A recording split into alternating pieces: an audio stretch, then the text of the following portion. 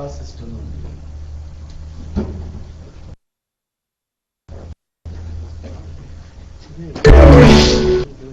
ബാക്കിലെ സെറ്റ് പക്ഷേ പോയി അത് ഊരിയ ഡോക്ടറുടെ നെറ്റാ പോയിട്ട് വന്നത്. ഹലോ പോയി കേട്ടോ. ഹലോ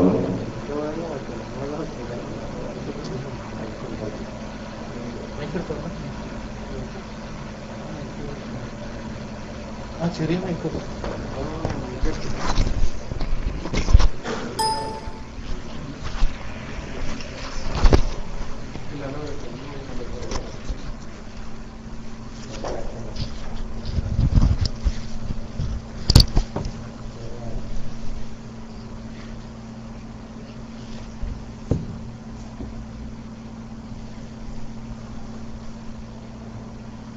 السلام عليكم ورحمة الله وبركاته.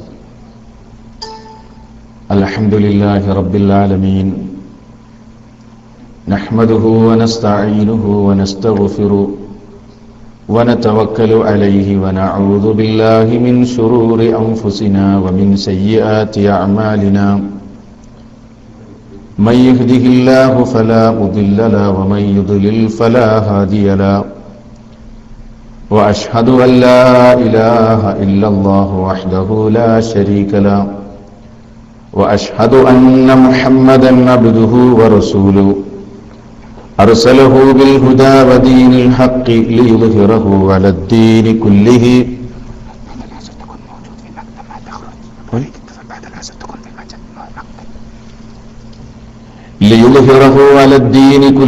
ولو كره المشركون.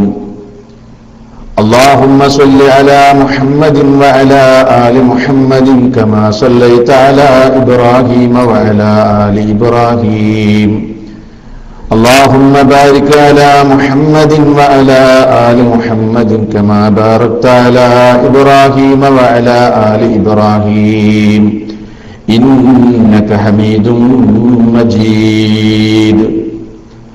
أما بعد فإن خير الكلام كلام الله وخير السنن سنن محمد صلى الله عليه وسلم وشر الأمور محدثاتها وكل محدثة بدعة وكل بدعة ضلالة وكل ضلالة في النار. أعوذ بالله من الشيطان الرجيم. بسم الله الرحمن الرحيم. وأن الساعة آتية لا ريب فيها وأن الله يبعث من في القبور.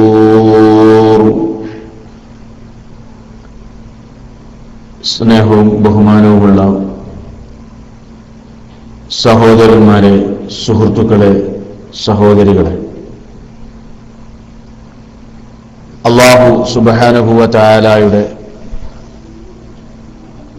കൽപ്പനകളും നിർദ്ദേശങ്ങളും ജീവിതത്തിന്റെ എല്ലാ മേഖലകളിലും കഴിവിന്റെ പരമാവധി കാത്തു സൂക്ഷിച്ച് ജീവിക്കണമേ എന്ന്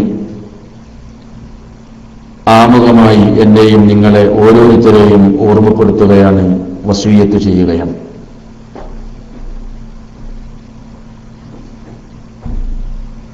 ഈ ലോകത്തിന് ഒരു നാശമുണ്ട് എന്ന് വിശ്വസിക്കുന്നവരാണ് നാം.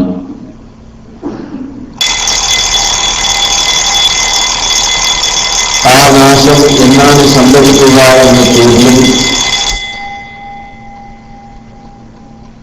എന്നും മുൻപായും തുടങ്ങിയതല്ല. മഹാനായ സല്ലല്ലാഹു അലൈഹി വസല്ലം ജീവിച്ചിരിക്കുന്ന കാലഘട്ടത്തിൽ തന്നെ അവിടുത്തെ സമൂഹത്തിലേക്ക് അറിയാനുള്ള താല്പര്യത്തോടുകൂടി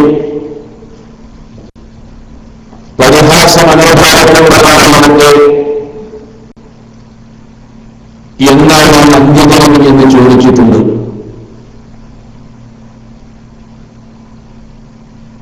അതിന് പ്രവാചക തിരുമേനി സ്വല്ലല്ലാഹു അലൈഹി വസല്ലം എന്ത് സംഭവിക്കും എന്ന് പറയുന്നതിന് യുദ്ധത്തിന് പകരം അത് സംഭവിക്കുന്നതിന് മുമ്പ്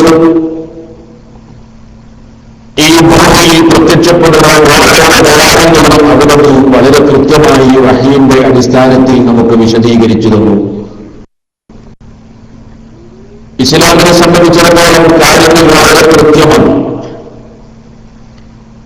എന്നാൽ ഈ ലോകത്തിന് ഒരു നാശമുണ്ടോ എന്ന് പറയുകയും അത് അംഗീകരിക്കുകയും ചെയ്യുന്ന മതങ്ങളും തത്വശാസ്ത്രങ്ങളും ഒക്കെ ലോകത്ത് ധാരാളമുണ്ട്. അവർക്കൊന്നും വളരെ കൃത്യമായി ഈ ലോകത്തിന്റെ നാശത്തെക്കുറിച്ച് അവസാനത്തെ വാക്കു പറയുക സാധ്യമല്ല. വർത്തമാനകാല സാഹചര്യത്തിൽ നമ്മൾ പലതും വായിക്കുന്നു, കാണുന്നു. ചില ആളുകൾ വിചാരിച്ചത് 2012 അതല്ലെങ്കിൽ ഈ ഡിസംബർ മാസത്തിലാണ് അന്ത്യദിനം സംഭവിക്കുക എന്നാണ്. ആ അന്ത്യദിനത്തിൽ നിന്ന് അതല്ലെങ്കിൽ ഈ ലോകത്തിന്റെ നാശത്തിൽ നിന്ന് ഒളിച്ചോടുന്നതിനു വേണ്ടി സുരക്ഷാ മാർഗങ്ങൾ സ്വീകരിച്ച് ദൈവത്തെ കബളിപ്പിക്കുന്ന എത്രയോ ആളുകളെ നമുക്കിന്ന് ലോകത്ത് കാണാം. അങ്ങനെ പല വർഷങ്ങളും കടന്നു വരുമ്പോൾ അതാണ് ലോകത്തിന്റെ നാശത്തിന്റെ സമയമെന്ന് പറയുകയും പ്രവചിക്കുകയും ചെയ്ത് അവർ തന്നെ ഇലിഭ്യരായി മാറുന്ന അവസ്ഥയാണ് ഇന്ന് ലോകത്ത് നമുക്ക് കാണാനാകുന്നത്. എന്നാൽ മഹാനായ നബി സല്ലല്ലാഹു അലൈഹി വസല്ലം പറഞ്ഞു, അന്ത്യനാൾ എന്ന് സംഭവിക്കും എന്ന് ചോദിച്ച അവിടുത്തെ സഹാബിയോട് മഹാനായ നബി സല്ലല്ലാഹു അലൈഹി വസല്ലം മറുപടി കൊടുത്തത്, ആ അന്ത്യനാൾ സംഭവിക്കുന്നതിന് മുൻപേ നീ എന്ത് ഒരുക്കമാണ് സ്വീകരിച്ചിട്ടുള്ളത്? നിന്റെ കയ്യിൽ എന്ത് ഒരുക്കമാണുള്ളത്?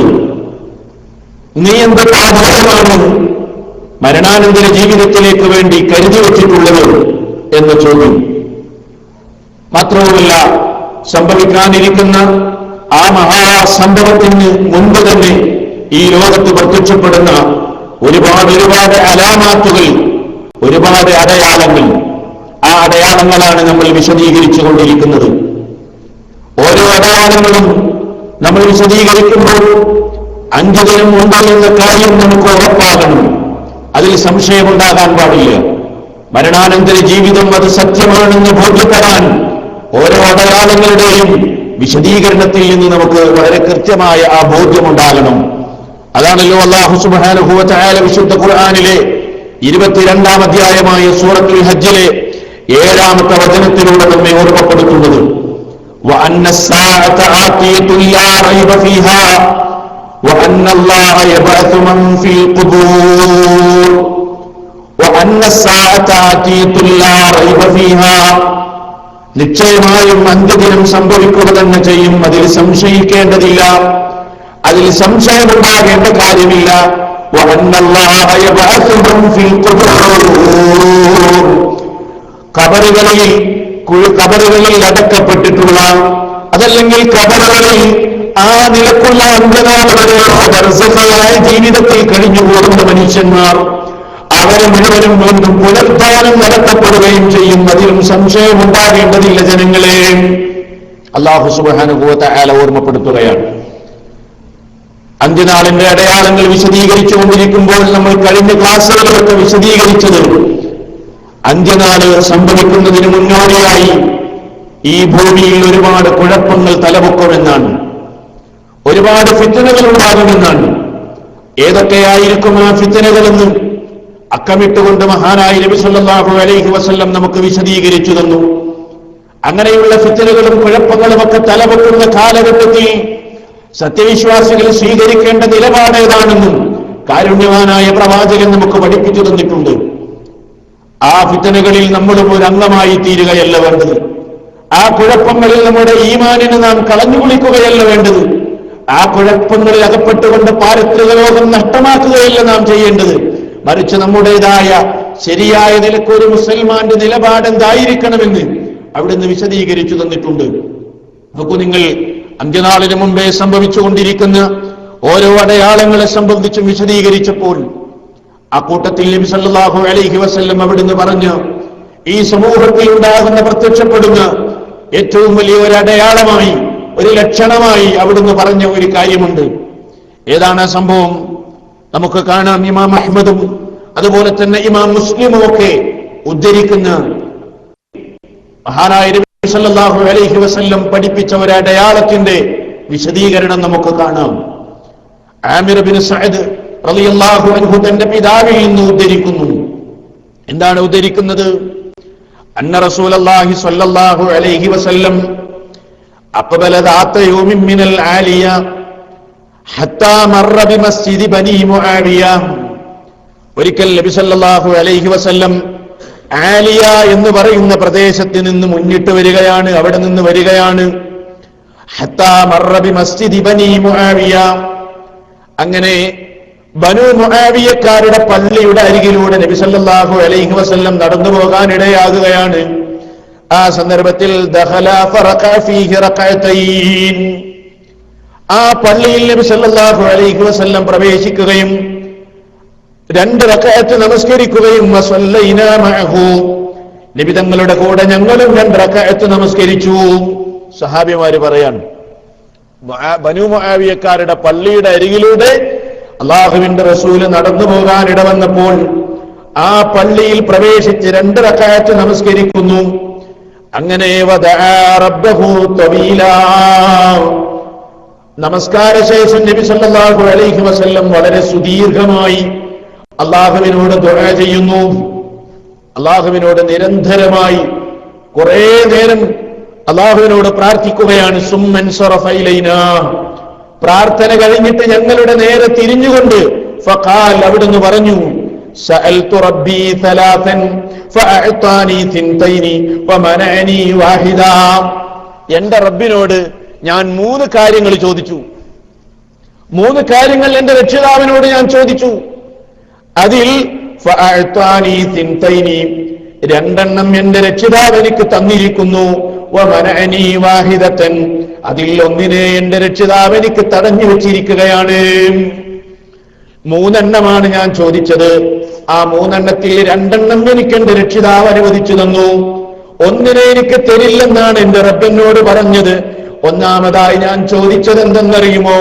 സഅൽതു റബ്ബി അല്ലാ യുഹ്ലിക ഉമ്മതി ബിസ്സനാ. എന്റെ റബ്ബേ, എന്റെ സമുദായത്തെ നീ ഒന്നിച്ചു ക്ഷാമം കൊണ്ട് നശിപ്പിക്കല്ല അല്ലാഹ്. ക്ഷാമമുണ്ടായി, ക്ഷാമം കാരണത്താൽ എന്റെ സമുദായത്തെ നീ നശിപ്പിക്കല്ല. അപ്പോൾ ഫഅഅതാനിഹാ, അതെനിക്ക് എന്റെ രക്ഷിതാവ് തന്നു. നിന്റെ മുഹമ്മദേ, നിന്റെ സമുദായത്തെ ക്ഷാമം കൊണ്ട് ഞാൻ നശിപ്പിക്കില്ല, അത് എനിക്ക് എന്റെ രക്ഷിതാവ് തന്നതാണ്. വസഅൽതുഹു അല്ലാ യുഹ്ലിക ഉമ്മതി ബിൽ ഗറഖി. 2 ഞാൻ എന്റെ റബ്ബിനോട് ചോദിച്ചത്, എന്റെ സമുദായത്തെ മുഴുവനും നീ മുക്കിക്കൊല്ലല്ലേ അല്ലാഹ്, എന്റെ സമുദായത്തെ നീ വെള്ളത്തിൽ മുക്കിക്കൊല്ലരുത്. ഫഅഅതാനിഹാ, അതും എനിക്ക് എന്റെ രക്ഷിതാവ് തന്നു, അതും എനിക്ക് എന്റെ നാഥൻ തന്നു. വസഅൽതുഹു, 3 ഞാൻ ചോദിച്ചത്, അല്ലാ യജഅല ബഅസഹും ബൈനഹും ഫമനഅനിഹാ. 3 ചോദ്യം ഏതായിരുന്നു? എന്റെ സമുദായത്തെ പരസ്പരം അവരെ കൊണ്ട് തന്നെ നീ ശിക്ഷിക്കല്ലേ അല്ലാഹ്, എന്റെ സമുദായത്തെ പരസ്പരം തമ്മിൽ അടിപ്പിച്ചുകൊണ്ട് അവരെ കൊണ്ട് തന്നെ അവർക്കുള്ള ശിക്ഷ നൽകിയിട്ട് അവരെ നീ പരസ്പരം ഛിന്ന ഭിന്നമാക്കുന്ന നിലക്ക്, അവർക്കിടയിൽ അനൈക്യവും ഛിദ്രതയും ഉടലെടുക്കുന്ന നിലക്ക് എന്റെ സമുദായത്തെ നീ ശിക്ഷിക്കല്ലേ അല്ലാഹ്. ഫമനഅനിഹാ, അത് എനിക്ക് എന്റെ രക്ഷിതാവ് തടഞ്ഞിരിക്കുകയാണ്. ആ ചോദ്യത്തിന് എന്റെ രക്ഷിതാവ് എനിക്ക് മറുപടി തന്നിട്ടില്ല, എന്റെ പ്രാർത്ഥനയ്ക്ക് ജവാബ് കിട്ടിയിട്ടില്ല. ഇത് ഇമാം മുസ്ലിം ഉദ്ധരിച്ച ഒരു ഹദീസാണ്. ഇതേ ആശയം ഇമാം അഹ്മദ് ഉദ്ധരിക്കുന്ന ഹദീസിലും കാണാം. അവിടെ ഇങ്ങനെയാണ്, 3 ഞാൻ എന്റെ രക്ഷിതാവിനോട് ചോദിച്ചത്, അല്ലാ യുൽബിസഹും ശിയഅ വയുദീഖ ബഅലഹും ബഅസ ബഅലിൻ, എന്റെ സമുദായത്തെ പല കക്ഷികളാക്കി മാറ്റുകയും അങ്ങനെ ആ കക്ഷികളായ നിലക്ക് പരസ്പരം തമ്മിലടിക്കുകയും പരസ്പരം അവർ ഛിദ്രതയിൽ അകപ്പെടുകയും ചെയ്യുന്ന ഒരവസ്ഥ എന്റെ സമുദായത്തിന് ഉണ്ടാകരുതേ അല്ലാഹ്. പൂർവീക സമുദായങ്ങൾക്ക് ഒക്കെ അത് സംഭവിച്ചു പോയല്ലോ, അതുപോലെ എന്റെ സമുദായത്തിന് സംഭവിക്കരുത്. അതിൽ നിന്ന് എന്റെ ഈ ഉമ്മത്തിനെ രക്ഷിക്കണേ. ഫഅബാ അലയ്യ, അത് എന്റെ മേൽ എനിക്ക് വിസമ്മതിച്ചു എന്ന് നബി സല്ലല്ലാഹു അലൈഹി വസല്ലം പറഞ്ഞു. അപ്പോൾ ഏറ്റവും വലിയ ഒരു പരീക്ഷണമായി, ഏറ്റവും വലിയ ഒരു ഫിത്നയായി ഈ സമുദായത്തിനുണ്ടാകാൻ പോകുന്ന സംഗതി ഏതാണ്?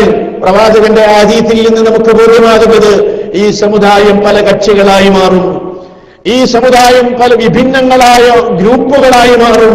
എന്നിട്ട് അവർ തന്നെ പരസ്പരം തമ്മിലടിക്കുകയും പരസ്പരം അവർക്കുള്ള ശിക്ഷയും പരീക്ഷണവും അവർ തന്നെ ആയിത്തീരുകയും അങ്ങനെ അന്ത്യനാൾ വരെ ആ അരക്ഷിതാവസ്ഥ ഈ സമൂഹത്തിൽ നിലനിൽക്കുമെന്നല്ലേ ഈ വചനത്തിൽ നിന്ന് നമ്മൾ മനസ്സിലാക്കേണ്ടത്. മഹാന്മാരായ പണ്ഡിതന്മാർ വിശദീകരിച്ചതും അങ്ങനെ തന്നെ. അത് വലിയൊരു പരീക്ഷണമായിരിക്കുമെന്നാണ്. നോക്കൂ നിങ്ങൾ, ആ ഒരു പരീക്ഷണം അതല്ലെങ്കിൽ ആ ഒരു ഫിത്ന ഈ സമുദായത്തിൽ പ്രത്യക്ഷപ്പെട്ടു. അത് ഇന്നും ശക്തമായി നിലനിന്നുകൊണ്ടിരിക്കുകയാണ്.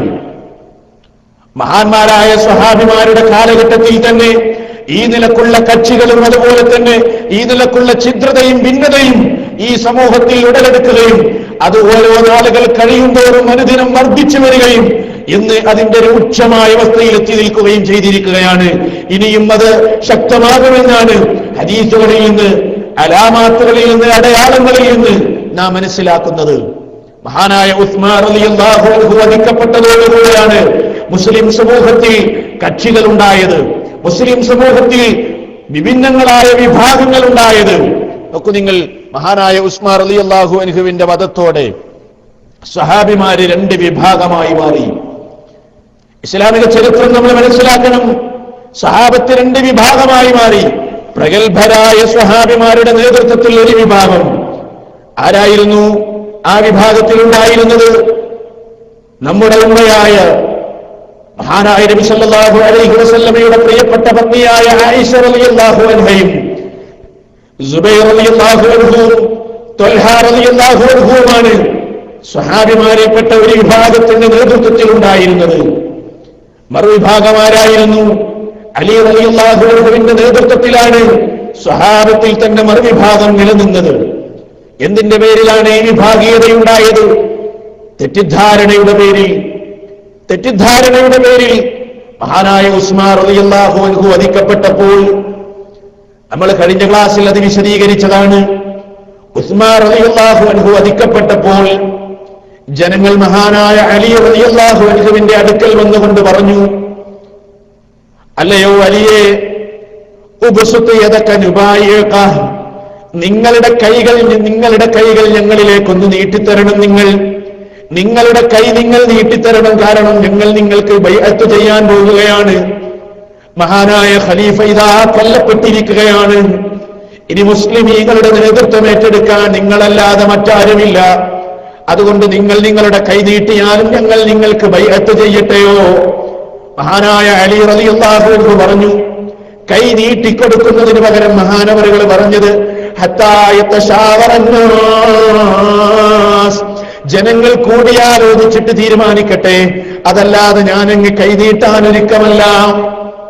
ആ സന്ദർഭത്തിൽ ജനങ്ങളും ആളുകളതാ വീണ്ടും അദ്ദേഹത്തോട് ആവശ്യപ്പെടുകയാണ്. മഹാനായ ഖലീഫ ഉസ്മാൻ റളിയല്ലാഹു അൻഹു വധിക്കപ്പെട്ടിരിക്കുകയാണ്. അദ്ദേഹത്തിന്റെ ഘാതകരെ പിടികൂടുക എന്നത് നമ്മുടെ ബാധ്യതയാണ്. അതുകൊണ്ട് രാജ്യത്ത് ആഭ്യന്തര കുഴപ്പങ്ങൾ നിലനിൽക്കുന്ന ഈ സാഹചര്യത്തിൽ കൊലയാളികൾ അവരുടെ നാടുകളിലേക്ക് തന്നെ മടങ്ങിയാൽ പിന്നെ ഘാതകരെ പിടികൂടാൻ വലിയ പ്രയാസമായിരിക്കും. അതുകൊണ്ട് ഇസ്ലാമിക സമൂഹത്തിന് നേതൃത്വമില്ലാതെ ഘാതകരെ പിടികൂടാൻ സാധ്യമല്ല, കൊലയാളികളെ പിടികൂടാൻ സാധ്യമല്ല. അതുകൊണ്ട് തന്നെ ഒരു നേതൃത്വം അനിവാര്യമാണ്, ഒരു ഖലീഫ അനിവാര്യമാണെന്ന് പറഞ്ഞുകൊണ്ട് മഹാനായ അലി റളിയല്ലാഹു അൻഹുവിനെ ജനങ്ങൾ നിർബന്ധിച്ചുകൊണ്ട് ബൈഅത്ത് ചെയ്യുകയാണ്. അങ്ങനെ ഇസ്ലാമിന്റെ നാലാമത്തെ ഖലീഫയായി അലി റളിയല്ലാഹു അൻഹുവിനെ തെരഞ്ഞെടുക്കപ്പെടുന്നു. മഹാനവറുകൾ ഖലീഫയാകുന്നു. കൂട്ടത്തിൽ സുബൈർ റളിയല്ലാഹു അൻഹുവും ബൈഅത്ത് ചെയ്യുന്നു, ത്വൽഹ റളിയല്ലാഹു അൻഹുവും ബൈഅത്ത് ചെയ്യുന്നു. പിന്നീട് എന്താ സംഭവം ഉണ്ടായത്? പിന്നീട് സുബൈർ റളിയല്ലാഹു അൻഹുവും ത്വൽഹ റളിയല്ലാഹു അൻഹുവും അതാ ഉംറക്ക് പോകുകയാണ്. മക്കത്തേക്ക് പോയി. അവിടെ വെച്ച് ആയിഷ റളിയല്ലാഹു അൻഹയെ അവർ കാണാനിടയായി. അവർ പരസ്പരം സംസാരിച്ചു, എത്രയും വേഗം ഉസ്മാൻ റളിയല്ലാഹു അൻഹുവിന്റെ ഘാതകരെ പിടികൂടണം. അതുകൊണ്ട് അവർക്കിടയിൽ തീരുമാനമുണ്ടാകുന്നു, ഈ ആവശ്യം അലിയോട് നമുക്ക് ഉന്നയിക്കാം. അവര് നേരെ എന്തു ചെയ്തു എന്നറിയോ? ആയിഷ റളിയല്ലാഹു അൻഹയും ത്വൽഹ റളിയല്ലാഹു അൻഹും സുബൈർ റളിയല്ലാഹു അൻഹും നേരെ അവരെന്തു ചെയ്തു? നേരെ അലി റളിയല്ലാഹു അൻഹുവിന്റെ അരികിലേക്ക് പുറപ്പെടുകയാണ്. എന്തിനാ പുറപ്പെട്ടത്? ചരിത്രം പഠിക്കണം. ഇവിടെയൊക്കെ ഒരുപാട് അന്ത്യനാളിന്റെ അടയാളങ്ങളെ സംബന്ധിച്ചുള്ള സൂചനകൾ കാണാം. അതുകൊണ്ടാണ് ഞാൻ ഈ ചരിത്രം വിശദീകരിക്കുന്നത്. എന്തിനാണ് അവർ പുറപ്പെട്ടത്? ചരിത്രത്തിൽ കാണാം. ലം യഖ്റുജൂ ലിൽ ഖിതാലി വ ഇന്നമാ ലിസ്സുൽഹി ബൈനൽ മുസ്ലിമീൻ. അവരെ അലി റളിയല്ലാഹു അൻഹുവിനോട് ഒരു യുദ്ധം നടത്തുന്നതിന് വേണ്ടിയല്ല പുറപ്പെട്ടത്, ഒരു പോരാട്ടത്തിന് വേണ്ടിയല്ല പുറപ്പെട്ടത്, മറിച്ച് മുസ്ലിമീങ്ങൾ തമ്മിൽ തന്നെ അഭിപ്രായ ഭിന്നതയിലാണ്. മുസ്ലിമീങ്ങൾ തമ്മിൽ തന്നെ ഒരുപാട് അഭിപ്രായ ഭിന്നതകളുണ്ട്. ആ അഭിപ്രായ ഭിന്നതകൾ പരിഹരിച്ചുകൊണ്ട് മുസ്ലിമീങ്ങളെ ഒന്നിപ്പിക്കുവാനും അവർക്കിടയിൽ സുൽഹുണ്ടാക്കുവാനും വേണ്ടിയാണ് മഹദിയായ നമ്മുടെ ഉമ്മയും സഹാബിമാരായ സുബൈറും അതുപോലെ തന്നെ ത്വൽഹയും റളിയല്ലാഹു അൻഹുമാ രണ്ടുപേരും പുറപ്പെട്ടത്. ആ പുറപ്പാടിനെ സംബന്ധിച്ച് ഖൈസ് റളിയല്ലാഹു അൻഹു നമുക്ക് വിശദീകരിച്ചു തരുന്നുണ്ട്. എന്താ സംഭവം എന്നറിയോ? ലമ്മ അഖ്ബലത്ത് ആയിഷ റളിയല്ലാഹു അൻഹാ, മഹദിയായ ആയിഷ റളിയല്ലാഹു അൻഹാ അതാ മുന്നിട്ട് വന്നു. അവര് വരികയാണ് അലി റളിയല്ലാഹു അൻഹുവിന്റെ അരികിലേക്ക്. ബലഗത് മിയാ ബനി ആമിരിൻ. അങ്ങനെ അവരിങ്ങനെ സഞ്ചരിച്ചു കൊണ്ടിരിക്കുമ്പോ ആമിർ ഗോത്രത്തിന്റെ വെള്ളത്തടാകത്തിന്റെ അരികിലെത്തി. നേരെ അവരെന്തു ചെയ്തു എന്നറിയോ? അലി റളിയല്ലാഹു അൻഹുവിന്റെ അരികിലേക്ക് വരും. ബസറയിൽ നിന്നാ വരുന്നത്. അങ്ങനെ വരുന്ന വഴിയിൽ ആമിർ ഗോത്രത്തിന്റെ വെള്ളത്തടാകത്തിന്റെ അരികിലെത്തി. ലൈലന്റെ രാത്രിയിലാണ് സഞ്ചാരം. അപ്പോ ആ വെള്ളത്തടാകത്തിന്റെ അരികിലെത്തിയപ്പോ നബഹത്തിൽ കിലാബു, അവിടെ വെച്ച് നായകൾ കുരക്കാൻ തുടങ്ങി. നായകൾ കുരക്കാൻ തുടങ്ങി. ഖാലത്ത്, ആയിഷ ബീവി ചോദിച്ചു, അയ്യുമാ ഇൻ ഹാദാ, ഇത് ഏത് വെള്ളത്തടാകമാണ്? ഇത് ഏത് വെള്ളത്തടാകമാണ്? ഖാലു, അവര് പറഞ്ഞു, മാഉൽ ഹൗഅബ്, ഇത് ഹൗഹബിലെ വെള്ളത്തടാകമാണ്. അപ്പോഴതാ ആയിഷ റളിയല്ലാഹു അൻഹ പറയാണ്, മാ അളുന്നുനി ഇല്ലാ അന്നി റാജിഅത്തുൻ, ഇവിടെ വെച്ച് ഞാൻ മടങ്ങാൻ ഉദ്ദേശിക്കുകയാണ്, ഞാനിനി മുന്നോട്ടില്ല, ഞാനില്ല, ഞാൻ മടങ്ങിപ്പോവാ. എന്തേ അത്? ഫഖാല ബഅദു മൻ കാന മഅഹാ, അവരുടെ കൂടെയുള്ള ചില ആളുകൾ അവരോട് പറഞ്ഞു, ബൽ തഖദമീൻ, നിങ്ങൾ പോകണം ആയിഷ, ഫയറാക്കിൽ മുസ്ലിമൂൻ ഫയുസ്ലിഹുല്ലാഹു അസ്സ വജൽ ദാത ബൈനിഹിം, നിങ്ങൾ അവിടെ ചെന്നാൽ മുസ്ലിമീങ്ങൾക്കിടയിലുള്ള അഭിപ്രായ ഭിന്നതയിൽ നിങ്ങൾക്ക് സുൽഹുണ്ടാക്കാൻ കഴിഞ്ഞെങ്കിലോ, നിങ്ങളെ കൊണ്ട് അല്ലാഹു ഖൈർ ഉദ്ദേശിച്ചെങ്കിലോ, അതുകൊണ്ട് നിങ്ങൾ മടങ്ങല്ലേ, ഇവിടെ വെച്ച് നിങ്ങൾ മടങ്ങുന്നത് ശരിയല്ലെന്ന് സുബൈർ റളിയല്ലാഹു അൻഹു അടക്കമുള്ള സ്വഹാബിമാര് ആയിഷ റളിയല്ലാഹു അൻഹയോട് പറഞ്ഞു. ഖാലത്ത്, അപ്പൊ അവര് പറഞ്ഞു, എന്താ പറഞ്ഞതെന്നറിയോ ആയിഷ ബീവി? ഇന്ന റസൂലുള്ളാഹി സ്വല്ലല്ലാഹു അലൈഹി വസല്ലം ഖാല ലനാ ദാത യൗമിൻ, ഒരു ദിവസം അല്ലാഹുവിന്റെ റസൂൽ ഞങ്ങളോട് പറഞ്ഞത് ഞാൻ ഓർത്തു പോകുകയാണ്. ഒരു ദിവസത്തിൽ ഭാര്യമാരായ ഞങ്ങളോട് നബി സല്ലല്ലാഹു അലൈഹി വസല്ലം ഇങ്ങനെ പറഞ്ഞിട്ടുണ്ട്, കൈഫ ബി ഇഹ്ദാകുന്ന, നിങ്ങളിൽ ഒരാളുടെ സ്ഥിതി എന്തായിരിക്കും? തൻബഹു അലൈഹാ കിലാബുൽ ഔഹബി, ഔഹബിലെ നായകൾ അവളെ കണ്ടാൽ കുരക്കുന്ന സ്ഥിതി വരാറുണ്ട്. അങ്ങനെ ഒരു സ്ഥിതി വന്നാൽ നിങ്ങൾ എന്ത് നിലപാടാണ് നിങ്ങളിൽ ഒരാൾ സ്വീകരിക്കുകയെന്ന് നബി സല്ലല്ലാഹു അലൈഹി വസല്ലം ഒരു നാൾ ഞങ്ങളോട് പറഞ്ഞത് ഞാനിതാ ഓർത്തു പോവുകയാണ്. നോക്കൂ, നിങ്ങൾ അങ്ങനെ ഒരു സംഭവം ഉണ്ടാകുമെന്ന് വരെ അള്ളാഹുവിന്റെ റസൂല് പറഞ്ഞു. ആയിഷ ബീവി നടന്നു പോകുമ്പോ ഔഹബ് എന്ന സ്ഥലത്തെത്തുമ്പോ നായകൾ കുരക്കുമെന്നും അങ്ങനെ നായ കുരച്ചാൽ നിങ്ങളിൽ ഒരാൾ എന്തു ചെയ്യുമെന്നും അവിടുന്ന് ഒരു ദിവസത്തിൽ പ്രവാചകൻ തന്റെ ഭാര്യമാരോട് ചോദിച്ചുവെങ്കിൽ പിൽക്കാലഘട്ടത്തിൽ ഉണ്ടാകാൻ പോകുന്ന ഓരോ ഫിത്തനകളെയും അത് സംഭവിക്കുന്ന സ്ഥലങ്ങളെയും ഒക്കെ മഹാനായ നബി സല്ലല്ലാഹു അലൈഹി വസല്ലം വളരെ കൃത്യമായി മുന്നറിയിപ്പ് നൽകി എന്നതല്ലേ ഈ സംഭവത്തിൽ നിന്ന് എന്റെ പ്രിയപ്പെട്ടവരെ നമുക്ക് മനസ്സിലാക്കാൻ സാധിക്കുന്നത്. അങ്ങനെ കൂടെയുള്ളവരെല്ലാം ആയിഷ ബീവിയെ നിർബന്ധിച്ചപ്പോഴാണ് അവർ അലി റളിയല്ലാഹു അൻഹുവിന്റെ അരികിലേക്ക് പുറപ്പെട്ടു പോയത് എന്ന് ചരിത്രത്തിൽ നമുക്ക് ബോധ്യമാകുന്നു. അങ്ങനെ വരവ് കണ്ടപ്പോൾ അലി റളിയല്ലാഹു അൻഹു വിചാരിച്ചു, ഇത് മുസ്ലിം സമൂഹത്തിന്റെ ഖലീഫയോട് ഏറ്റുമുട്ടുന്നതിന് വേണ്ടിയാണ് ആയിഷ റളിയല്ലാഹു അൻഹയും സുബൈർ റളിയല്ലാഹു അൻഹും തൽഹ റളിയല്ലാഹു അൻഹും പുറപ്പെട്ടിരിക്കുന്നത് അവരുടെ കൂടെ ആളുകളുമുണ്ടല്ലോ, അതുകൊണ്ടൊരു സംഘട്ടനത്തിന് വന്നതാണെന്ന് തെറ്റിദ്ധരിക്കുകയും അലി റളിയല്ലാഹു അൻഹു അതാ ഒരു സൈന്യത്തെ തയ്യാറാക്കുകയും അവർക്കിടയിൽ യുദ്ധമുണ്ടാകുകയും ചെയ്തു. അവർക്കിടയിൽ പോരാട്ടമുണ്ടായി. ആ യുദ്ധത്തിനാണ് ഇസ്ലാമിക ചരിത്രത്തിൽ വഖഅത്തുൽ ജമൽ അതല്ലെങ്കിൽ മൗഖിഅത്തുൽ ജമൽ, ജമൽ യുദ്ധം എന്ന് പറയുന്നത്. ജമൽ യുദ്ധം എന്നതിനാ പറയാ. ആ സംഭവത്തിനാണ് ജമൽ യുദ്ധം. എന്തുകൊണ്ടാണ് ഇതിനാ പേര് കിട്ടിയത്? മഹദിയായ ആയിഷ റളിയല്ലാഹു അൻഹ ആ യുദ്ധത്തിൽ, യുദ്ധക്കളത്തിൽ ഒട്ടകത്തിന്റെ പുറത്താണ് സഞ്ചരിച്ചത് എന്ന കാരണത്താൽ ആ യുദ്ധത്തിന് മൗഖിഅത്തുൽ ജമൽ എന്ന പേരിലാണ് അത് അറിയപ്പെടുന്നത്. ഞാൻ ഈ ചരിത്രം പറഞ്ഞത് എന്തിനാണ്? ഇത് അന്ത്യനാളിന്റെ ഒരു ലക്ഷണമായി മഹാനായ നബി സല്ലല്ലാഹു അലൈഹി വസല്ലം അവിടുന്ന് പറഞ്ഞതാണ്. നോക്കൂ നിങ്ങൾ, അതാ അവിടുന്ന് പറഞ്ഞു, ഹദീസുകളിൽ കാണാം, മുന്നറിയിപ്പ് നൽകി. അന്ന റസൂലുള്ളാഹി സ്വല്ലല്ലാഹു അലൈഹി വസല്ലം ഖാല ലി അലീൻ, ഒരിക്കൽ അലി ഇബ്നു അബീ ത്വാലിബ് റളിയല്ലാഹു അൻഹുവിനോട് നബി സല്ലല്ലാഹു അലൈഹി വസല്ലം പറഞ്ഞു. എന്താ പറഞ്ഞതെന്നറിയോ? ഇന്നഹു സയകൂനു ബൈനക വ ബൈന ആയിഷ അംറുൻ, ഓ അലിയെ, ഭാവിയിൽ നിനക്കും ആയിഷക്കും ഇടയിൽ ഒരു കാര്യം സംഭവിക്കാനിരിക്കുന്നുണ്ട്. നിനക്കും ആയിഷക്കും ഇടയിൽ ഒരു സംഭവം ഉണ്ടാകാനിരിക്കുന്നുണ്ട്. അപ്പോഴതാ അലി ചോദിക്കുകയാണ്, അന യാ റസൂലല്ലാഹ്, ഞാനാണോ നബിയേ? എനിക്കും ആയിഷക്കും ഇടയിലാണോ പ്രശ്നം ഉണ്ടാകാൻ പോകുന്നത്? ഖാല, റസൂലുള്ളാഹി പറഞ്ഞു, നഅം, അതേ അലിയേ, നിനക്കും ആയിഷക്കും ഇടയിൽ ഭാവിയിൽ ഒരു പ്രശ്നം ഉണ്ടാകാൻ പോകുന്നുണ്ട്.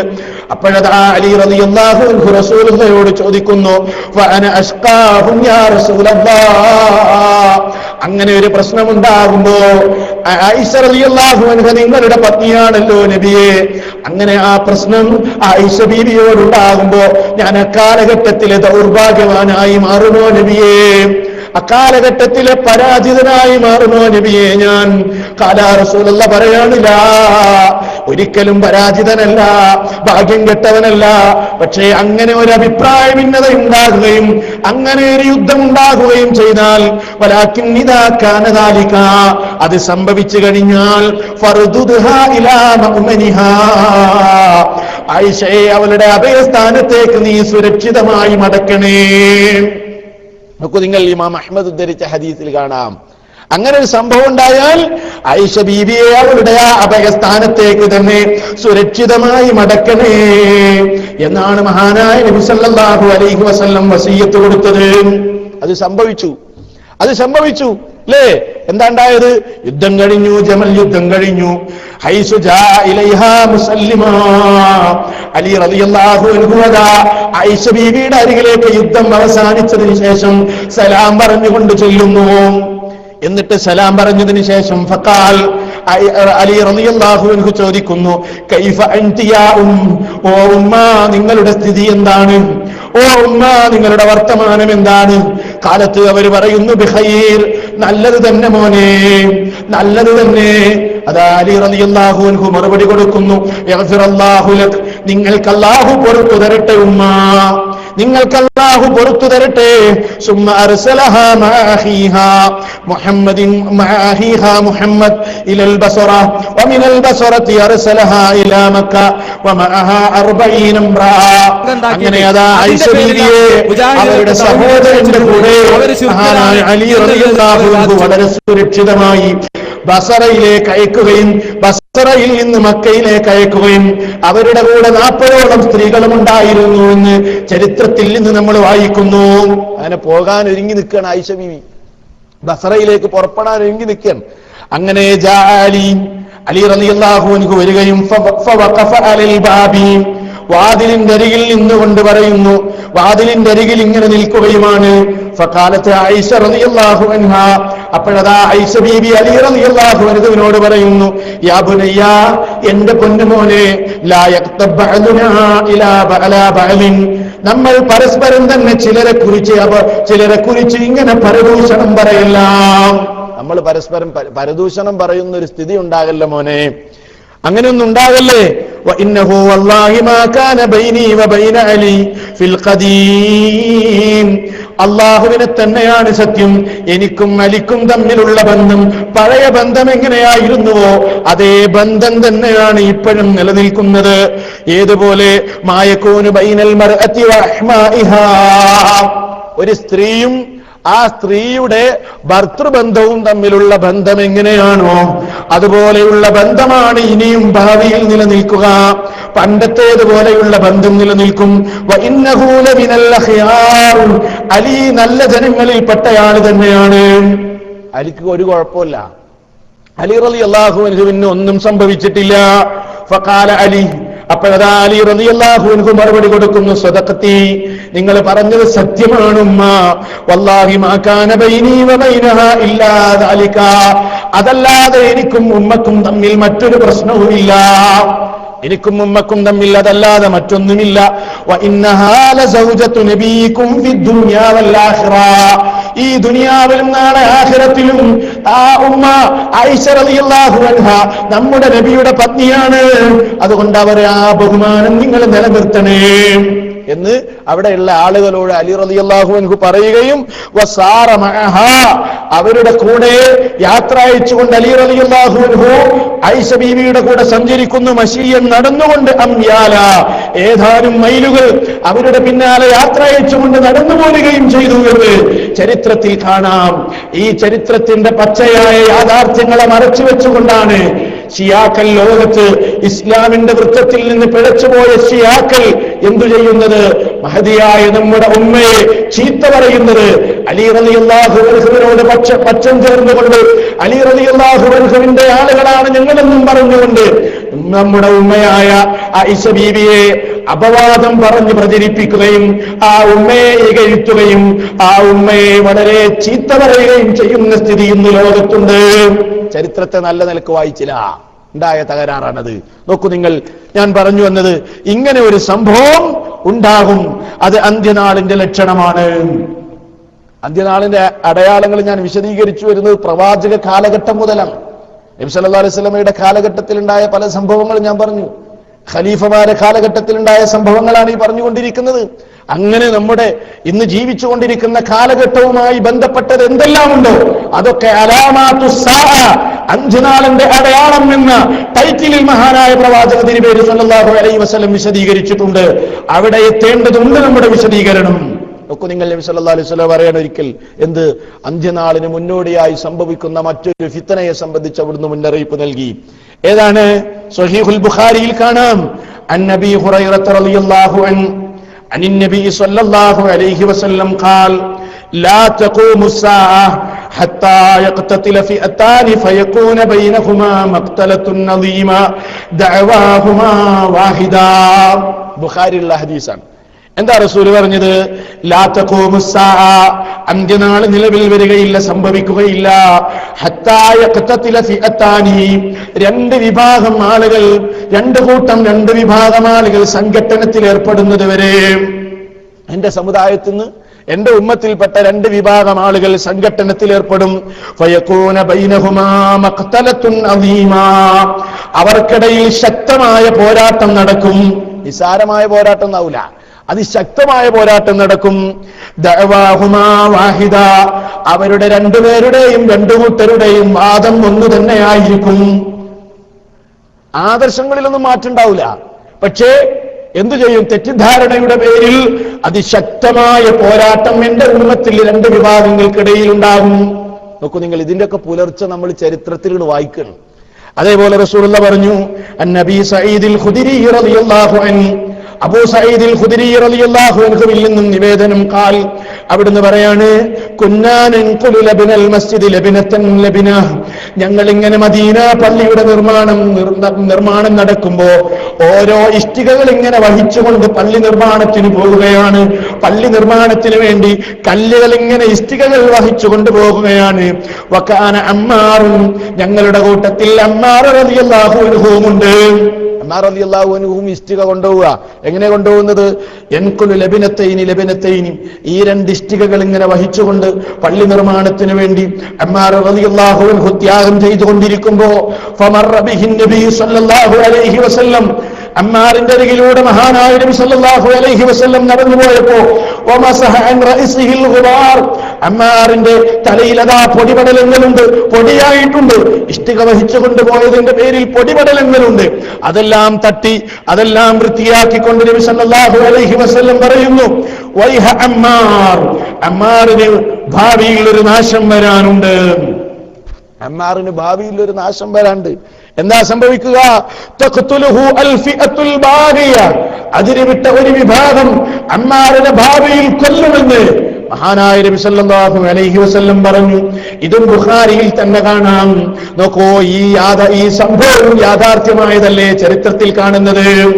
അമ്മാർ റളിയല്ലാഹു അൻഹു, അലി റളിയല്ലാഹു അൻഹുവും മുആവിയ റളിയല്ലാഹു അൻഹുവും തമ്മിൽ അഭിപ്രായ ഭിന്നതയുണ്ടായപ്പോ അലി റളിയല്ലാഹു അൻഹുവിന്റെ കൂടെയായിരുന്നു അമ്മാർ റളിയല്ലാഹു അൻഹു നിലകൊണ്ടത്.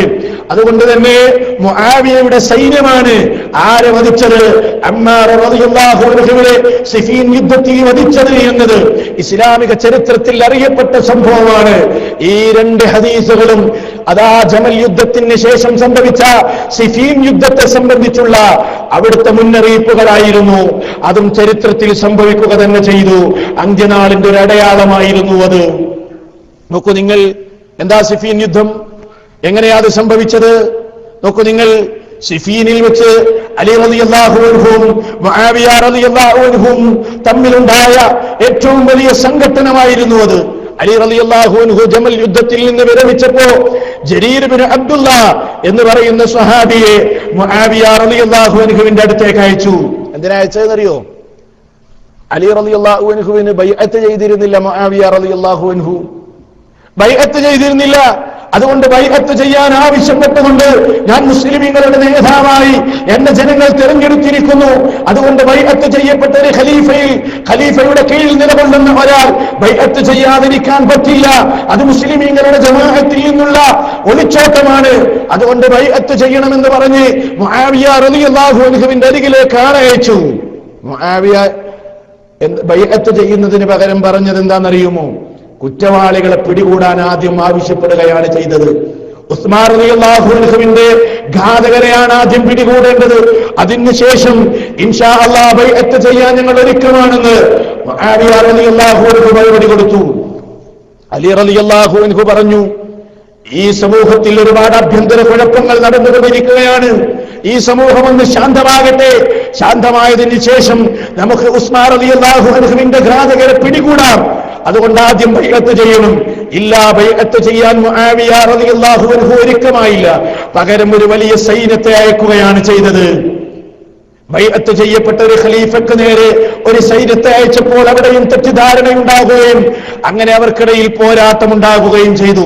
ശക്തമായ പോരാട്ടമായിരുന്നു അത്. പ്രവാചക തിരുമേനി മുന്നറിയിപ്പ് നൽകിയതുപോലെ മഖ്തലത്തുൻ അലീമ, അതിശക്തമായ പോരാട്ടം. ആ പോരാട്ടത്തിൽ ബലഗ ഖത്ലാഹാ 30,000 മുസ്ലിമീങ്ങൾ ആ സംഘട്ടനത്തിൽ ആ പോരാട്ടത്തിൽ വധിക്കപ്പെട്ടുവെന്ന് ഇസ്ലാമിക ചരിത്രത്തിൽ നമുക്ക് കാണാം. ഈ സംഭവത്തെ വിശദീകരിച്ചുകൊണ്ട് മഹാനായ ഇബ്നു തൈമിയ്യ റഹ്മത്തുള്ളാഹി അലൈഹി പറയുന്നു, വഅക്സറു الذين كانوا يختارون القتال من الطائفتين لم يكونوا يطيعون لا علي ولا معاويه. മുആവിയയുടെയും അലിയുടെയും സൈന്യത്തിലെ അധികം ആളുകളും സംഘട്ടനം നടക്കണമെന്ന് ആഗ്രഹിക്കുന്നവരായിരുന്നു. ഒരു സംഘട്ടനം അലി റളിയല്ലാഹു അൻഹു ഉദ്ദേശിച്ചിട്ടില്ല, മുആവിയ റളിയല്ലാഹു അൻഹു ഉദ്ദേശിച്ചിട്ടില്ല. മറിച്ച് ആ സൈന്യത്തിലുള്ള ആളുകളാണ് അവരെ പോലും പ്രോത്സാഹിപ്പിക്കുകയും അവരെ പോലും പ്രേരിപ്പിക്കുകയും ചെയ്ത് അങ്ങനെ ഒരു സംഘട്ടനത്തിലേക്ക് അവരെ വഴി നയിച്ചത്. നിങ്ങൾ ഈ സംഭവത്തെ സംബന്ധിച്ച് നബി സല്ലല്ലാഹു അലൈഹി വസല്ലം പറഞ്ഞു, ഇത് അന്ത്യനാൾ സംഭവിക്കുന്നതിന് മുമ്പേ ഉണ്ടാകുന്ന ഒരു വലിയ പോരാട്ടമായിരിക്കുമെന്ന്. അങ്ങനെ നോക്കൂ നിങ്ങൾ, അതിനുശേഷം പിന്നീട് സംഭവിക്കുന്ന ഒരു സംഭവത്തെ സംബന്ധിച്ച് അന്ത്യനാളിന് മുന്നോടിയായി സംഭവിക്കുന്ന മറ്റൊരു സംഭവം, അതല്ലെങ്കിൽ മറ്റൊരു അടയാളമായി നബി സല്ലല്ലാഹു അലൈഹി വസല്ലം പറഞ്ഞത്, ഈ ഇസ്ലാമിക സമൂഹത്തിൽ നിന്ന് അതാ വിള്ളലുണ്ടാക്കി പുതിയൊരു കക്ഷി രംഗത്ത് വരുമെന്ന് നബി സല്ലല്ലാഹു അലൈഹി വസല്ലം പറഞ്ഞു. ഇനി പറയുന്ന കാര്യങ്ങൾ നന്നായി ശ്രദ്ധിച്ചോ. ഇസ്ലാമിക സമൂഹത്തിൽ ഒരു പുതിയ ആദർശവുമായി ഒരു കക്ഷി രംഗത്ത് വരാനിരിക്കുന്നുണ്ട്. അത് അന്ത്യനാളിന്റെ അടയാളമായിരിക്കും. സിഫീൻ യുദ്ധത്തിന് ശേഷം പിന്നെ കാണുന്നത് ആ കക്ഷിയുടെ രംഗപ്രവേശനമാണ്. അലി റളിയല്ലാഹു അൻഹു മുആവിയ റളിയല്ലാഹു അൻഹു ഒക്കെ യുദ്ധമുണ്ടായപ്പോ, അതല്ലെങ്കിൽ അലി റളിയല്ലാഹു അൻഹുവിനും ആയിഷ ബീവിക്കൊക്കെ ഇടയിൽ യുദ്ധം ഉണ്ടായപ്പോ ആദർശ രംഗത്ത് തകരാറൊന്നുമില്ല. എല്ലാവരും ഒരേ ആദർശത്തിൽ വിശ്വസിക്കുന്നവരാണ്. തെറ്റിദ്ധാരണയുടെ പേരിലാണ് യുദ്ധമുണ്ടായത്. എന്നാൽ ഇനി അത് ആദർശ രംഗത്ത് തന്നെ ഇസ്ലാമിക ആദർശത്തോട് പൊരുത്തപ്പെടാത്ത ഒരു പുതിയ കക്ഷി രംഗത്ത് വരും അന്ത്യനാളിന് മുമ്പേ എന്ന് നബി സല്ലല്ലാഹു അലൈഹി വസല്ലം പ്രവചിച്ച ആ പ്രവചനമാണ് സിഫീൻ യുദ്ധത്തിന് ശേഷം പിന്നീട് സംഭവിക്കുന്നത്, പിന്നീട് രംഗത്ത് വരുന്നത്. ഏതാണ് ആ കക്ഷി? ളുഹൂറുൽ ഖവാരിജ്, ഖവാരിജുകളുടെ രംഗപ്രവേശനമാണ്. ഇസ്ലാമിക സമൂഹത്തിൽ ആദ്യമായി ഉണ്ടായ പിഴച്ച കക്ഷിയാണ് ഖവാരിജ്. ആദ്യമായി രംഗത്ത് വന്ന പിഴച്ച കക്ഷി. എപ്പോഴാ ഖവാരിജ് രംഗത്ത് വന്നത്? എപ്പോഴാ അവര് രംഗത്ത് വന്നത്? സിഫീൻ യുദ്ധം ഇങ്ങനെ നടന്നുകൊണ്ടിരിക്കുകയാണ്. നേരത്തെ ഞാൻ പറഞ്ഞല്ലോ, ആര്? മുആവിയ റളിയല്ലാഹു അൻഹുവിന്റെ സൈന്യവും അലി ഇബ്നു അബീ ത്വാലിബ് റളിയല്ലാഹു അൻഹുവിന്റെ സൈന്യവും തമ്മിൽ ഏറ്റുമുട്ടിക്കൊണ്ടിരിക്കുമ്പോ തങ്ങളുടെ സൈന്യത്തിന് പരാജയം ഏറ്റുവാങ്ങേണ്ടി വരുമെന്ന് ഉറപ്പായപ്പോ മുആവിയ റളിയല്ലാഹു അൻഹു തന്റെ സൈന്യത്തിലുള്ള അംർ ബിൻ അൽ-ആസിനോട് പറഞ്ഞു, അംർ ബിൻ അൽ-ആസ്, നീ കുന്തമുനയിൽ വിശുദ്ധ ഖുർആൻ ഉയർത്തി കാണിക്കണം. എന്നിട്ട് ഉറക്കെ വിളിച്ചു പറയണം, ഈ ഖുർആനിലേക്ക് മടങ്ങിയിട്ട് നമ്മുടെ പ്രശ്നത്തിന് പരിഹാരം കാണാമല്ലോ നമുക്ക്. അതുകൊണ്ട് യുദ്ധം അവസാനിപ്പിക്കാം. ഈ ഖുർആനിലേക്ക് വരുമെന്നും പറഞ്ഞുകൊണ്ട് കുന്തമുനയിൽ വിശുദ്ധ ഖുർആൻ ഉയർത്തി കാണിച്ചിട്ട് അള്ളാഹുവിന്റെ കിതാബിലേക്ക് ക്ഷണിച്ചിട്ട് യുദ്ധം അവസാനിപ്പിക്കണം. ഇല്ലെങ്കിൽ ഒരുപക്ഷെ പരാജയം നമ്മൾ ഏറ്റുവാങ്ങേണ്ടി വരും. മുആവിയ റളിയല്ലാഹു അൻഹുവിന്റെ ഒരു തന്ത്രമായിരുന്നു അത്. അങ്ങനെ അംർ ബിൻ അൽ-ആസ് കുന്തമുനയിൽ വിശുദ്ധ ഖുർആൻ ഉയർത്തി കാണിച്ച് ക്ഷണിച്ചപ്പോ മഹാനായ അലി ഇബ്നു അബീ ത്വാലിബ് റളിയല്ലാഹു അൻഹു വിചാരിച്ചത്, അങ്ങനെയെങ്കിലും യുദ്ധമൊന്ന് അവസാനിച്ചാൽ മുസ്ലിമീങ്ങളുടെ രക്തം സംരക്ഷിക്കാമല്ലോ. വെറുതെ എന്തിനാണ് മുസ്ലിമീങ്ങൾ ഇങ്ങനെ പോരടിച്ച് അടർക്കളത്തിൽ മരിച്ചു വീഴുന്നത്? അതിന്റെ ആവശ്യമില്ലല്ലോ. മുസ്ലിമീങ്ങളുടെ ആ രക്തസംരക്ഷണം മുന്നിൽ കണ്ടുകൊണ്ട് മഹാനായ അലി റളിയല്ലാഹു അൻഹു വേഗം ആ പ്രഖ്യാപനം അംഗീകരിക്കുകയും യുദ്ധം അവസാനിപ്പിക്കാൻ തീരുമാനമാകുകയും രണ്ട് പക്ഷത്തു നിന്ന് രണ്ട് മധ്യസ്ഥന്മാരെ തീരുമാനമായി. രണ്ട് പക്ഷത്തു നിന്നും രണ്ട് മധ്യസ്ഥന്മാരെ അലി റളിയല്ലാഹു അൻഹുവിന്റെ സൈന്യത്തിൽ നിന്ന് അബൂ മൂസൽ അശ്അരി റളിയല്ലാഹു അൻഹുവിനെ തെരഞ്ഞെടുത്തു. മുആവിയയുടെ ഭാഗത്ത് നിന്ന് അംർ ബിൻ അൽ-ആസിനെ തെരഞ്ഞെടുത്തു. ഇനി അവർ രണ്ടുപേരും തീരുമാനിക്കട്ടെ, അവരുടെ തീരുമാനം അനുസരിച്ചുകൊണ്ട് നമുക്ക് മുന്നോട്ട് പോകാമെന്ന് ആ മധ്യസ്ഥന്മാരെ തീരുമാനിച്ചുകൊണ്ട് യുദ്ധം അവസാനിപ്പിച്ചു. അങ്ങനെ മഹാനായ അലി റളിയല്ലാഹു അൻഹു അവിടുത്തെ സൈന്യവും കൂഫയിലേക്ക് മടങ്ങുകയാണ്. കൂഫയിലേക്ക് മടങ്ങുമ്പോ, കൂഫ എന്ന് പറയുന്നത് ഇറാഖിലെ ഒരു പട്ടണമാണല്ലോ. കൂഫയിലേക്ക് മടങ്ങുമ്പോ ഹൗറാ എന്ന സ്ഥലത്തെത്തിയപ്പോ അലി റളിയല്ലാഹു അൻഹുവിന്റെ സൈന്യം വലിയ സൈന്യമായിരുന്നു. ആ സൈന്യത്തിൽപ്പെട്ട ഏകദേശം ഒരു 8000-ഓളം വരുന്ന ആളുകൾ ഹൗറായിലെത്തിയപ്പോ പറഞ്ഞു, ഇനി ഞങ്ങൾ നിങ്ങളെ കൂടല്ല. ആരോടാ പറഞ്ഞത്? അലി റളിയല്ലാഹു അൻഹുവിനോടും അവിടുത്തെ സൈന്യത്തിന്റെ അദ്ദേഹത്തിന്റെ കൂടെയുള്ള സൈനിക നായകന്മാരോടും 8000-ഓളം വരുന്ന ആളുകൾ പറഞ്ഞു, ഇല്ല, ഞങ്ങൾ ഇവിടെ നിൽക്കുകയാണ്, ഞങ്ങൾക്ക് അലിയോട് താല്പര്യമില്ല. അലി അള്ളാഹുവിനെതിരെ പ്രവർത്തിച്ചിരിക്കുകയാണ്. അതുകൊണ്ട് അലിയുടെ പശ്ചാത്തപിക്കേണ്ടതുണ്ട്. വിശുദ്ധ ഖുർആനിന് എതിരെ പ്രവർത്തിച്ചിരിക്കുകയാണ് അലി. എന്തേ അലി ചെയ്ത അപരാധം? അലിയതാ മധ്യസ്ഥന്മാരെ തീരുമാനിച്ച് യുദ്ധം അവസാനിപ്പിക്കാൻ അലിയും കൂട്ടുനിന്നില്ലേ? യഥാർത്ഥത്തിൽ അബൂ മൂസൽ അശ്അരിക്കോ അംർ ബിൻ അൽ-ആസിനോ തീരുമാനമെടുക്കാൻ കഴിയില്ല. അവർക്ക് വിധി നടത്താൻ അവകാശമില്ല. മനുഷ്യർക്ക് വിധി നടത്താൻ അവകാശമില്ല. അല്ലാഹുക്ക് മാത്രമേ വിധി നടത്താൻ അവകാശമുള്ളൂ. ഇനിൽ ഹുക്മു ഇല്ലാ ലില്ലാഹ്, വിധി കർത്തൃത്വം അല്ലാഹുവിന് മാത്രം. ഇതാ മുആവിയ, ഇതാണ് ഖവാരിജുകൾ ആദ്യമായി പ്രഖ്യാപിച്ച അവരുടെ മുദ്രാവാക്യം. ഖുർആനിലൊരു വചനം ഇരുന്നത്, ഖുർആനിലെ വചനത്തിന്റെ ഒരു ശകലം എന്താ പറഞ്ഞത്? വിധി കൽപ്പിക്കാനുള്ള അവകാശം അല്ലാഹുക്കല്ലാതെ ആർക്കില്ല.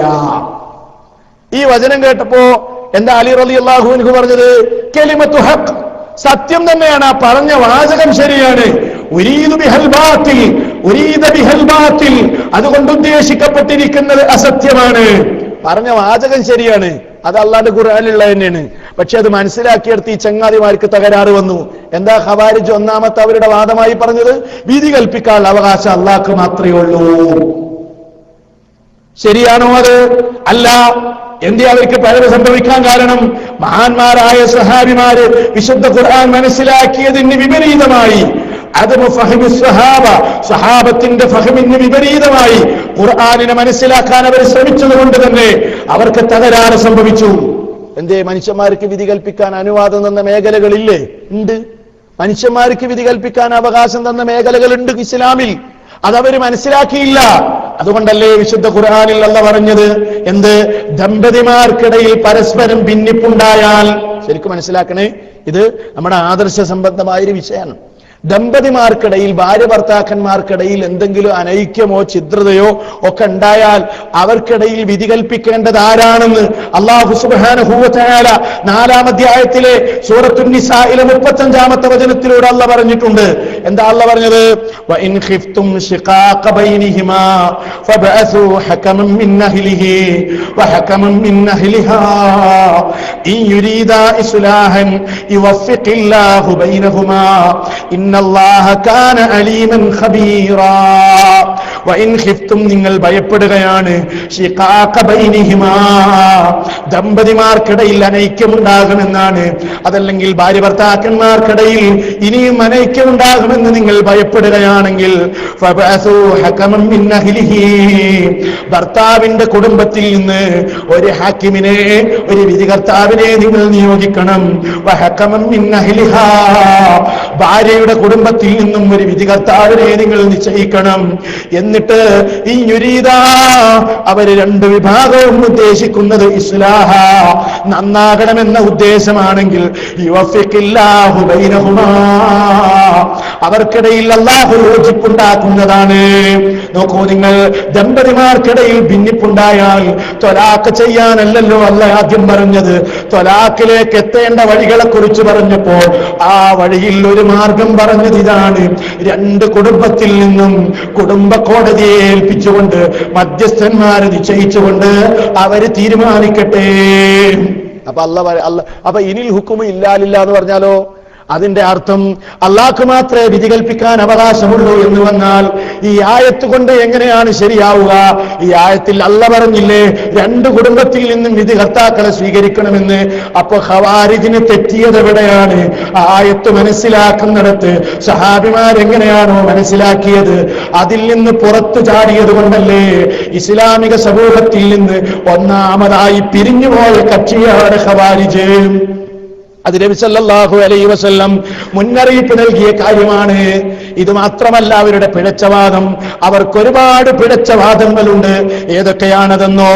വിവാഹിതനായ ഒരു മനുഷ്യൻ വ്യഭിചരിച്ചു കഴിഞ്ഞാൽ അയാളെ എറിഞ്ഞു കൊല്ലാൻ പാടില്ലെന്നാണ് ഖവാരിജ് പറഞ്ഞത്. ശരിക്കും മനസ്സിലാക്കിക്കോ. എന്ത്?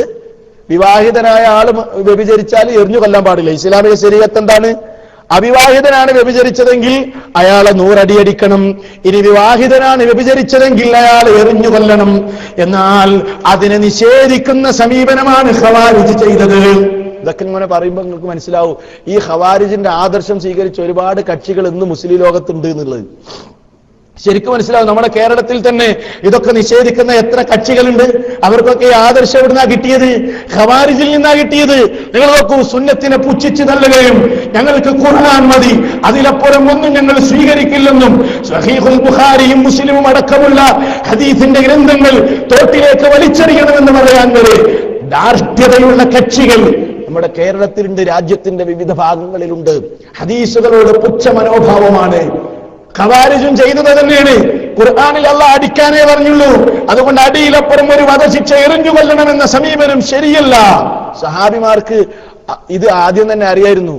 മുന്നേ സഹാബിമാര് ദീർഘവീക്ഷണം നടത്തിയിരുന്നു. ഇങ്ങനെയൊക്കെയുള്ള ചില കക്ഷികൾ ഈ സമുദായത്തിൽ വരുന്നു. ഒരിക്കൽ ഉമർ റളിയല്ലാഹു അൻഹു ഇങ്ങനെ ഖുത്ബ നിർവഹിച്ചു കൊണ്ടിരിക്കുമ്പോൾ മഹാനായ സ്വഹാബിയുടെ ഒരു ദീർഘദൃഷ്ടി നോക്കൂ നിങ്ങൾ. അവിടുന്ന് പറയാണ് ഉമർ റളിയല്ലാഹു അൻഹു എന്താ പറഞ്ഞതെന്നറിയോ? വഇന്നീ ഖായിഫുൻ അൻ യതൂല ബിന്നാസി സമാനുൻ, കുറെ കാലം കഴിയുമ്പോൾ ഞാൻ പേടിക്കുകയാണ്, ഒരുപാട് കാലം കഴിയുമ്പോൾ എനിക്ക് ബേജാറാണ്.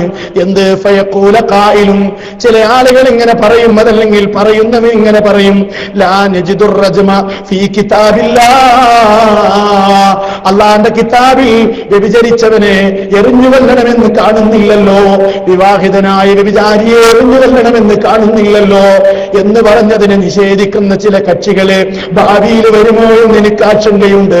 അങ്ങനെ ഫയദില്ലോ, അവര് പിഴച്ചു പോകുന്നു.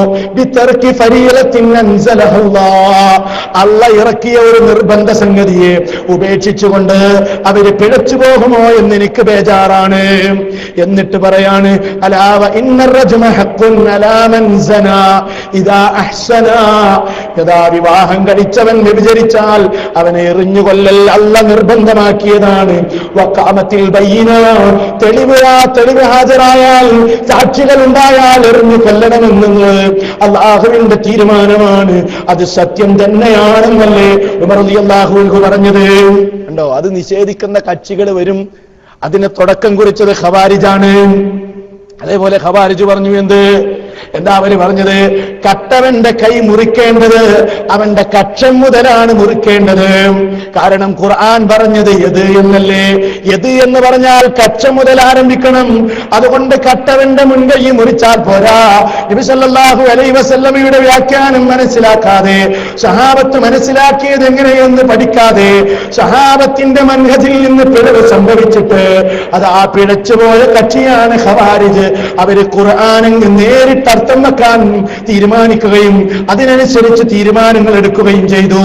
അപ്പൊ ഹദീസ് നിഷേധം എവിടുക്ക അവസാനം എത്തുക? നിങ്ങള് ഖവാരിജിന്റെ തട്ടകത്തിലേക്കാ എത്തുക, ഖവാരിജിന്റെ കൂടാരത്തിലേക്കാ എത്തുക.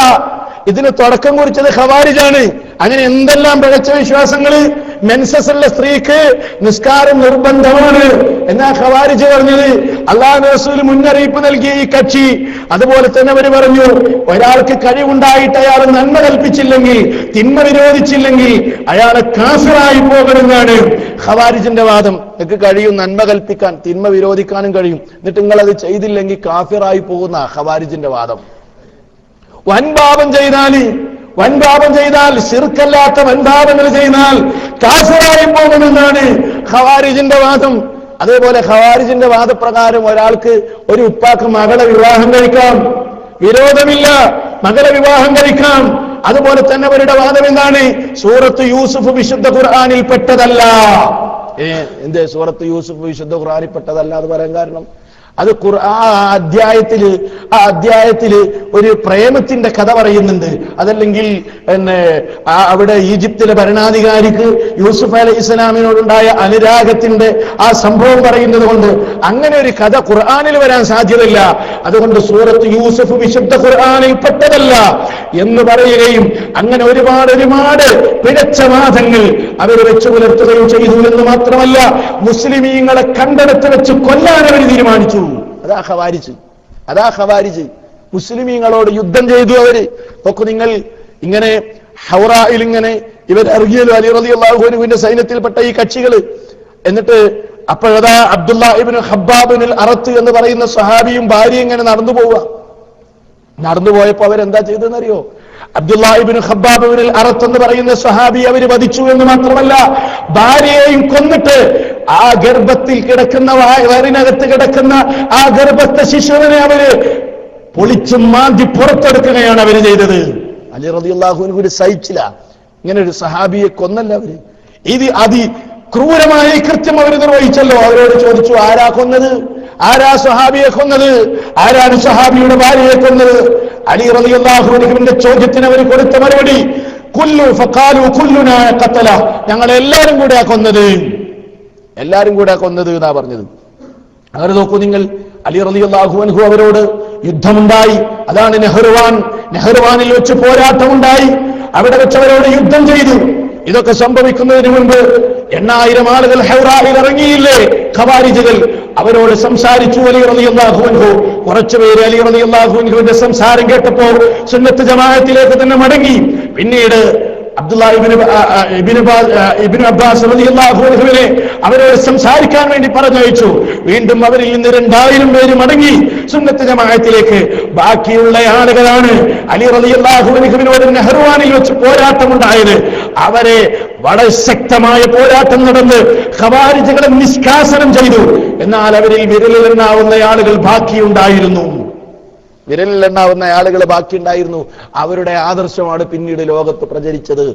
ഏതൊരു പിഴച്ച കക്ഷിയെക്കുറിച്ച് മുന്നറിയിപ്പ് നൽകുന്നതിനേക്കാളും ഖവാരിജിനെ കുറിച്ച് അല്ലാഹുവിന്റെ റസൂല് അന്ത്യദിനത്തിന് മുന്നോടിയായി പ്രത്യക്ഷപ്പെടുന്ന കക്ഷിയാണെന്ന് മുന്നറിയിപ്പ് നൽകിയത് കാണാം. നിങ്ങൾ നോക്കൂ, ആ സംഭവം കൂടെ ഞാൻ നിങ്ങളെ കേൾപ്പിക്കട്ടെ. നോക്കൂ, നിങ്ങൾ ഇമാം മുസ്ലിം ഉദ്ധരിക്കുന്ന ഹദീസിൽ കാണാം, ഹുനൈൻ യുദ്ധം കഴിഞ്ഞു. ഹുനൈൻ യുദ്ധം കഴിഞ്ഞിട്ട് നബി സല്ലല്ലാഹു അലൈഹി വസല്ലം യുദ്ധത്തിൽ കിട്ടിയ ഗനീമത്ത് മുതൽ, അതായത് യുദ്ധാർജിത മുതൽ ഇങ്ങനെ വിഹിതം വെച്ചുകൊണ്ടിരിക്കുകയാണ്. ബൈനനാ നഹ്നു ഇൻദ റസൂലില്ലാഹ് സല്ലല്ലാഹു അലൈഹി വസല്ലം വയഖ്സിമു ഖിസ്മാ. ആ യുദ്ധത്തിൽ കിട്ടിയ മുതൽ ഗനീമത്ത് പടയാളികൾക്കിടയിൽ ഇങ്ങനെ വിഹിതിച്ചു കൊണ്ടിരിക്കുമ്പോ അതാഹു ദുൽഖുവൈസിറ എന്ന് പറയുന്ന മനുഷ്യൻ വന്നു. വഹുവ റജുലുൻ മിൻ തമീമിൻ, അയാൾ തമീം ഗോത്രത്തിൽപ്പെട്ട ഒരു മനുഷ്യനായിരുന്നു. ഉടൻ തന്നെ റസൂലുള്ളാഹിയോട് അയാൾ പറയാണ്, യാ മുഹമ്മദ്, ഓ മുഹമ്മദേ, ഇതിൽ നീ നീതി പാലിക്ക് മുഹമ്മദേ. ഗനീമത്ത് വിഹിതിച്ചുകൊണ്ടിരിക്കുന്ന നേതാവിനോട് ആ മനുഷ്യൻ പറയുന്നു, നീതി പാലിക്ക് മുഹമ്മദേ. ഖാല റസൂലുള്ളാഹി സ്വല്ലല്ലാഹു അലൈഹി വസല്ലം, അല്ലാഹുവിന്റെ റസൂൽ പറയാണ്, വൈലക മൻ വമൻ യഅദിലു ഇല്ലം യഅദിൽ. ഞാൻ നീതി പാലിച്ചില്ലെങ്കിൽ ഇനി ആരാണ് നീതി പാലിക്കുക? ഞാൻ നീതി പാലിക്കുന്നില്ലെന്നാണോ നിങ്ങളുടെ വാദം? ഫഖാല ഉമർ ഇബ്നുൽ ഖത്താബ് റളിയല്ലാഹു അൻഹു, സദസ്സിലുള്ള ഉമർ റളിയല്ലാഹു അൻഹു എഴുന്നേറ്റിട്ട് നബിയോട് ചോദിക്കുന്നു, ഇദല്ലി ഫീഹി അദ്രിബു അൻഖഹു, നബിയെ അനുവാദം തരുമോ? ആ പറഞ്ഞവന്റെ കഴുത്ത് ഞാൻ ഇങ്ങ് വെട്ടട്ടെയോ നബിയെ? ഫഖാല റസൂലുള്ളാഹി സ്വല്ലല്ലാഹു അലൈഹി വസല്ലം, അല്ലാഹുവിന്റെ റസൂൽ പറയാണ്, ദഅഹു, അവനെ നീ വിട്ടേക്കണേ, അവനെ കൊല്ലണ്ട, അവനെ വധിക്കരുത്. അവന്റെ പിന്നിൽ ഇനി ചില ആളുകൾ വരാനുണ്ട്. അവരാരാണെന്നോ? യഖറഊനൽ ഖുർആൻ, അവര് ഖുർആൻ ഇങ്ങനെ ഓതുന്നവരാണ്. ലൈസ ഖിറാഅതുകും ഇലാ ഖിറാഅതിഹിം ബിശൈഇൻ, അവരുടെ ഖുർആനോത്തും നിങ്ങളുടെ ഖുർആനോത്തും തമ്മിൽ കമ്പയർ ചെയ്താൽ, താരതമ്യം ചെയ്താൽ നിങ്ങളത് ഒന്നുമല്ല സഹാബിമാരെ. ആ നിലക്ക് നന്നായി ഇങ്ങനെ ഖുർആൻ ഓതുന്ന ആളുകളാണ്. എന്നാലോ വലാ അവരുടെ നമസ്കാരവും നിങ്ങളുടെ നമസ്കാരവും തമ്മിൽ താരതമ്യം ചെയ്താൽ നിങ്ങളുടെ ഒന്നുമല്ല, അത്രമാത്രം അവർ നമസ്കരിക്കുന്നവരാണ്. വലാ സിയാമുക്കും ഇലാ സിയാമിഹിം, അവരുടെ നോമ്പും നിങ്ങളുടെ നോമ്പും താരതമ്യം ചെയ്താൽ ബിശൈഇൻ, ഒന്നുമല്ല നിങ്ങളുടെ നോമ്പ്. യഖറഊനൽ ഖുർആന, അവർ ഖുർആൻ ഓതുന്നു. യഹ്സബൂന അന്നഹു ലഹും, അവർ ഓതുന്ന ഖുർആൻ അവർക്ക് അനുകൂലമാണെന്നാണ് അവർ വിചാരിക്കുന്നത്. എന്നാൽ വഹുവ അലൈഹിം, ആ ആയത്തുകൾ അവർക്ക് എതിരിൽ തന്നെയാണ് അവരോതുന്നത്. ഓതുന്ന ഖുർആനൊക്കെ തങ്ങൾക്ക് അനുകൂലമാണെന്ന വിചാരം, പക്ഷേ അവർക്കെതിരിലാണ് അവരോതുന്നത്. ലാ യുജാവിസു ഹനാദിറഹും, അവരുടെ തൊണ്ട വിട്ടേ താഴേക്ക് ഓതുന്ന ഖുർആൻ ഇറങ്ങിപ്പോകുന്നില്ല. ഉണ്ടോ? ഖുർആനിന്റെ ആശയങ്ങൾ തൊണ്ട വിട്ട് താഴേക്ക് ഇറങ്ങുന്നില്ല. അവരുടെ സ്ഥിതി എന്തായിരിക്കുമെന്നോ? യംറുഖൂന മിനൽ ഇസ്ലാമി കമാ യംറുഖുസ് സഹ്മു മിനർ റമിയ, ഒരു വേട്ടമൃഗത്തെ അമ്പെയ്ത് കഴിഞ്ഞാൽ ആ വേട്ടമൃഗത്തെയും തുളച്ചുകൊണ്ട് അമ്പങ്ങ് കടന്നു പോകുന്നത് പോലെ ഇസ്ലാമിൽ നിന്ന് അവരങ്ങ് തെറിച്ചു പോകും. പറഞ്ഞു മനസ്സിലായോ? ഒരു ഉരുവിനെ അമ്പെയ്തു എന്ന് വിചാരിച്ചോ, ഉരുവിനെയും തുളച്ച അമ്പങ്ങടെ അപ്പുറത്തേക്ക് പോയി. എന്തേലും അതിലും ബാധകം എന്തെങ്കിലും അതിന് കിട്ടിയോ? ഒന്നും കിട്ടിയില്ല, അമ്പങ്ങ് തെറിച്ചു പോയി എന്നല്ലാണ്ട്. ഇതേപോലെ ഇസ്ലാമിൽ നിന്ന് അവരങ്ങ് തെറിച്ചു പോകുന്നു. മാത്രവുമല്ല യഖ്തുലൂന അഹ്ലൽ ഇസ്ലാം, മറ്റൊരു റിവായത്തിൽ ഇങ്ങനെയാണ്, അവർ മുസ്ലിമീങ്ങളോട് യുദ്ധം ചെയ്യും. അത് കണ്ടില്ലേ നമ്മൾ നെഹ്റുവാവിൽ അലി റളിയല്ലാഹു അൻഹുവിനോട് അവർ യുദ്ധം ചെയ്തല്ലോ. ഖബ്ബാബ് ഇബ്നു അറത്ത് റളിയല്ലാഹു അൻഹുവിനെ വധിച്ചില്ലേ? ഇങ്ങനെ പലതും അവർ ചെയ്തു. വയദഊന അഹ്ലൽ ഔതാൻ, വിഗ്രഹാരാധകരെ അവർ വെറുതെ വിടും. യംറുഖൂന മിനൽ ഇസ്ലാമി കമാ യംറുഖുസ് സഹ്മു മിനർ റമിയ, ഇസ്ലാമിൽ നിന്ന് അവർ തെറിച്ചു പോകും. റസൂലുള്ളാഹി പറയാണ്, ലഇൻ അദ്റക്തുഹും ലഅഖ്തുലന്നഹും ഖത്ല ആദിൻ, ആദിനെ നശിപ്പിച്ചതുപോലെ ഞാൻ അവരോട് യുദ്ധം ചെയ്യുമായിരുന്നു, അവരെ ഞാൻ കണ്ടിരുന്നെങ്കിൽ എന്ന് നബി സല്ലല്ലാഹു അലൈഹി വസല്ലം. എങ്ങനെ ആദിനല്ല നശിപ്പിച്ചത്? ഫഹൽ തറാ ലഹും മിൻ ബാഖിയ, ഖുർആൻ ചോദിച്ചില്ലേ, ആദ്യ സമുദായത്തിന് വല്ല അവശേഷമുണ്ടോ? ഒന്നുമില്ല, മുഴുവൻ നശിപ്പിച്ചില്ലേ? അതുപോലെ ഞാൻ ആ കക്ഷിയെ നശിപ്പിക്കുമായിരുന്നു എന്ന് നബി സല്ലല്ലാഹു അലൈഹി വസല്ലം പറഞ്ഞു. ആ കക്ഷി, എന്റെ പ്രിയപ്പെട്ടവരെ, ആ പേരിൽ ഇന്ന് ലോകത്തില്ല. അങ്ങനെ ഒരു സംഘടന ഇന്ന് ലോകത്തില്ല. ഖവാരിജ് എന്ന പേരിൽ ഒരു സംഘടന ഇന്ന് ലോകത്തില്ല. അങ്ങനെ ഒരു കക്ഷി ഇന്ന് ലോകത്തില്ല.